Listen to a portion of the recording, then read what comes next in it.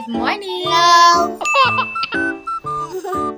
For today's video, mga ka-cutie, I'm gonna explain bakit nga ba ka-cutie yung tinatawag ko. Baka nagtataka kayo bakit nga ba ka-cutie yung aking ginagamit dito. So, baka sabihin ng iba na, bakit naman cute? Sino ba yung cute?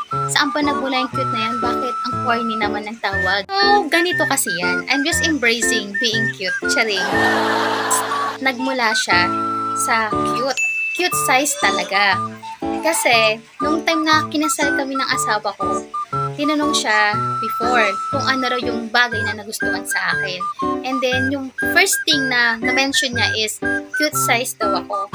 Kaya, dito sa vlog ko, mas in-embrace ko yung pagiging cute size at ginawa ko siyang cutie para maiba naman. So, ayun mga ka-cutie, maipapanood lang ako sa inyong short clip from wedding namin para malaman nyo kung totoo nga yung sinasabi ko. Okay, John Mark, anong answer mo kay Marilee? Cute